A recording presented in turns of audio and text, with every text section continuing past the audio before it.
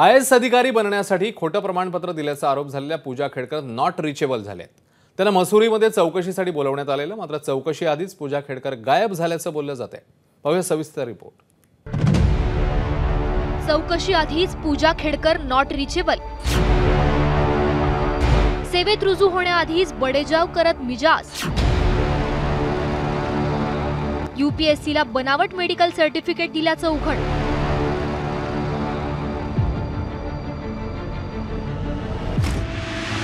आईकडूनही पिस्तूल दाखवत शेतकऱ्यांवर दादागिरी। पूजा खेडकर वादाच्या कचाट्यात सापडलेल्या आणि प्रशिक्षण रद्द झालेल्या IAS अधिकारी। 9 जुलै पूजा खेडकरांनी IAS होण्यासाठी सादर केलेलं दिव्यांग प्रमाणपत्र संशयास्पद असल्याचं समोर आलं। 10 जुलै दिव्यांगांच्या कोट्यातून परीक्षा देण्यासाठी दृष्टिदोष आणि मेंटल इलनेस सर्टिफिकेट मिळवल्याचं समोर आलं। 11 जुलै OBC कोट्यातून परीक्षा देण्यासाठी नॉन क्रिमिलियर सर्टिफिकेट मिळवल्याचं समोर आलं। 12 जुलै पूजाची आई मनोरमा खेडकरांनी पिस्तुलाचा धाक दाखवून शेतकऱ्यांना धमकावल्याचा व्हिडिओ समोर आला। 13 जुलै पूजा खेडकरांनी लाल दिवा वापरताना नियमांचा भंग केल्याचं स्पष्ट झालं आणि पोलिसांकडून कारवाईला सुरुवात झाली। 14 जुलै पोलिसांनी ऑडी कार जप्त केली। पूजा खेडकरांचे आईवडील गायब असल्याचं स्पष्ट झालं। 15 जुलै MBBS करताना पूजा खेडकरांचं काशीबाई नवले महाविद्यालयात वेगळं नाव असल्याचं समोर आलं। 15 जुलै वडील क्लास 1 अधिकारी असतानाही नॉन क्रिमिलियर सर्टिफिकेट देऊन MBBSला प्रवेश घेतल्याचं समोर आलं।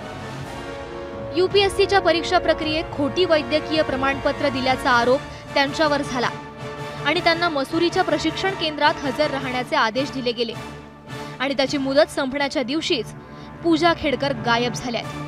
माझा प्रश्न आहे DOPTच्या आणि UPSCच्या अपयशाबद्दल, केंद्र सरकारच्या अपयशाबद्दल। यामध्ये आणखी कोणा मंत्रालयाचा हात आहे? आणि ही व्यक्ती नगर लोकसभा मतदारसंघामध्ये त्यांनी उमेदवारी करावी, महाविकास आघाडीची मतं विभाजन करावं म्हणून त्यांना ही सवलत दिली गेली का? ही चौकशी झाली पाहिजे। हे तर झालं पूजा खेडकरांचं, मात्र पोलिसांशी हुज्जत घालणाऱ्या, शेतकऱ्यांना पिस्तूल दाखवत धमकावणाऱ्या आणि आता तुरुंगात असणाऱ्या मनोरमा खेडकरही आणखी गोत्यात येण्याची चिन्ह आहेत। पूजा यांना आरक्षणाचा लाभ मिळण्यासाठी आईवडिलांनी घटस्फोट घेतल्याचा संशय आहे। दिलीप खेडकर यांच्या लोकसभा निवडणूक लढवण्यासाठीच्या प्रतिज्ञापत्रात मनोरमा खेडकरांचा पत्नी म्हणून उल्लेख आहे। खेडकर कुटुंबियांच्या मालमत्तांचा ताबा दिलीप खेडकर, मनोरमा खेडकरांकडे संयुक्तपणे असल्याचं समोर आलंय। मनोरमा खेडकर आणि दिलीप खेडकर यांनी घटस्फोटाचा बनाव रचला का याची चौकशी करण्याचे आदेश दिलेत। एकूणच वादात सापडलेल्या पूजा खेडकर चौकशी आधीच नॉट रिचेबल झाल्यानं आणि त्यांच्या आईवडिलांच्या घटस्फोटाची चौकशी करण्याचे आदेश केंद्र सरकारनं दिल्यामुळे खेडकर कुटुंबाबाबत बुडत्याचा पाय खोलात असं काहीसं झालंय। ब्युरो रिपोर्ट, ABP माझा।